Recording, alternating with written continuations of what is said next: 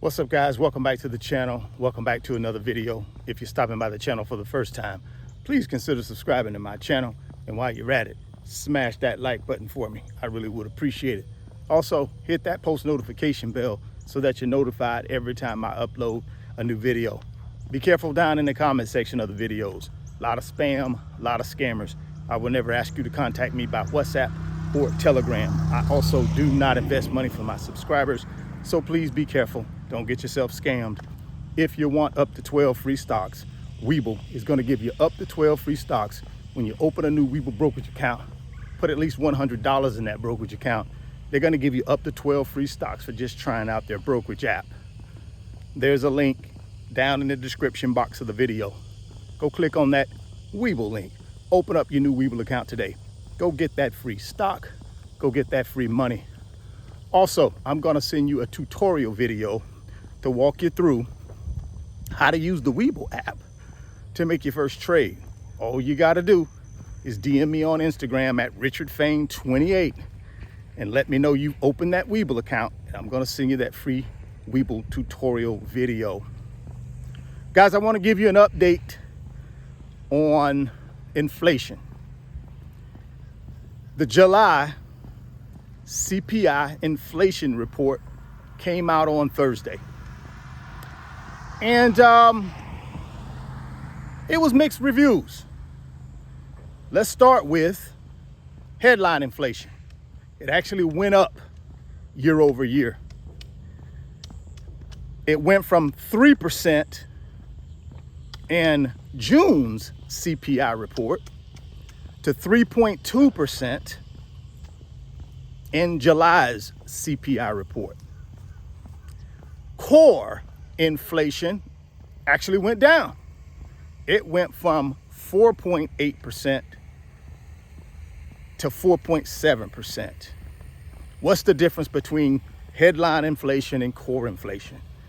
Core inflation excludes the increase in prices of food and energy.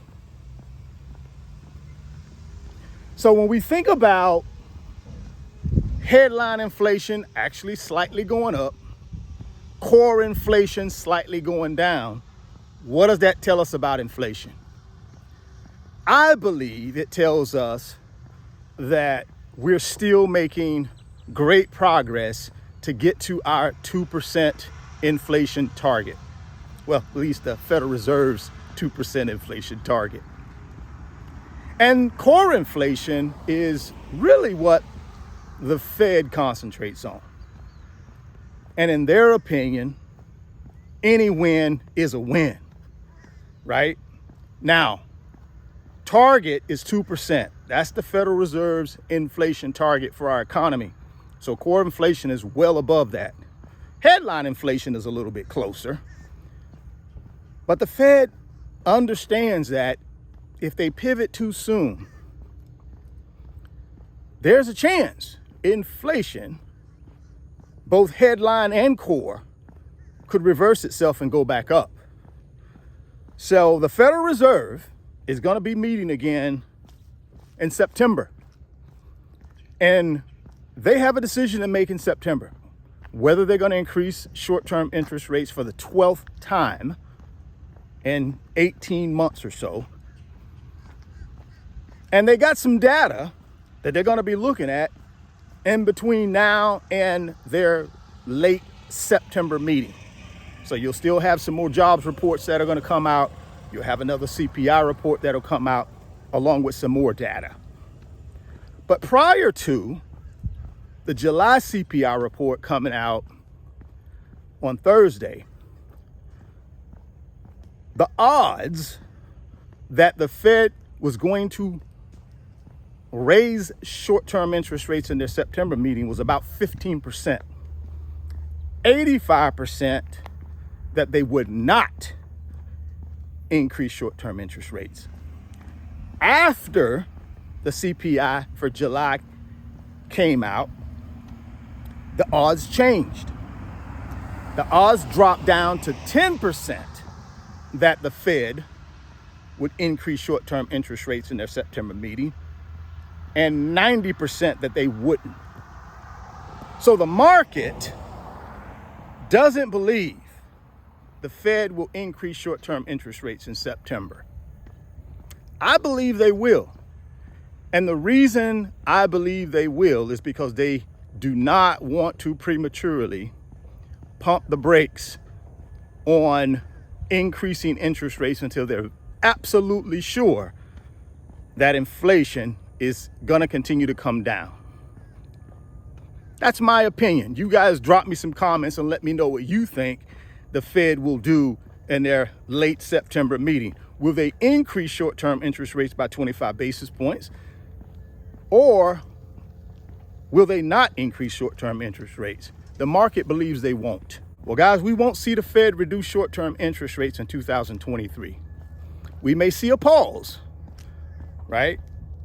They may stop increasing short-term interest rates in 2023, but we will not see them start cutting rates. Back to my point I said earlier, they do not want to start lowering short-term interest rates and then all of a sudden inflation goes back up. One of the main drivers of inflation is shelter costs or housing costs. And housing costs year over year, per the July CPI inflation report, actually went up year over year by 6.1%. If shelter costs, housing costs is still going up year over year, we got some work to do.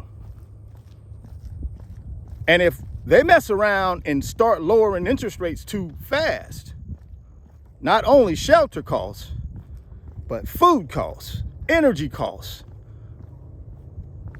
wages, all this stuff could start shooting back up again, which in turn could potentially increase inflation again and wipe away everything that they've tried to work for over the last 18 months. So no, they will not be cutting interest rates in 2023, in my opinion. For that very reason, they do not want inflation to reverse itself like it did in the 1970s, and we revisit that period all over again. They don't want that. The Fed will start cutting rates in 2024. I think second quarter, you'll start seeing interest rates every Fed meeting or every two Fed meetings, they'll start cutting it by 25 basis points. That's my opinion. That's my guess. Again, you guys drop me some comments down in the comment box and let me know what you think about 2024, and will that be the time period where the Fed will start cutting short-term interest rates? It makes sense because at this point, you know, the 11 rate hikes have worked. I think they will throw in one or two more rate hikes. If you listen to the Fed chair, Jerome Powell, recently, he said that they may need to increase short-term interest rates two more times. Right now, the Fed funds rate is 5.50. If they increase it two more times by 25 basis points, that takes the Fed funds rate to 6%. That takes the prime rate to 9%. So the interest rate hikes are working. People are starting to spend less, but they're not completely stop spending. And we don't want people to completely stop spending because our economy would go into a recession if that happened. And that's the soft landing that the Fed has been trying to orchestrate all of this time. Keep the economy growing, right? Keep people employed, but slow down spending to a point where prices can start falling. And that's what's happening, right? That's why they increased short-term interest rates for 11 times, and soon to be, in my opinion, 12 times. And it could be 13 times before the end of the year. We'll have to wait and see. The data that the Fed will be getting in the next couple of months will determine that, or the next month. What should we be doing as investors? Follow the blueprint. The game plan doesn't change. We continue to dollar cost average into our favorite ETFs, into our favorite individual stocks, and keep building wealth. That's what we got to do. Good times, bad times, guys. If we're not in the enjoyment stage of wealth, we should be always striving to get to the enjoyment stage of wealth. Building wealth takes time. You got to be disciplined, you got to be consistent, and you got to be patient. So keep dollar cost averaging into your favorite ETFs, your favorite individual stocks. Keep building wealth. Keep your eye on the prize. Continue to follow the blueprint. Don't worry about what the media is saying, because you know the media is controlled by the 1%. And they're going to pump a bunch of propaganda that benefits them in the stock market, not you. They're going to try to make you afraid and keep you on the sidelines. And then when they want to cash out, they're going to start pumping in propaganda that everything is perfect.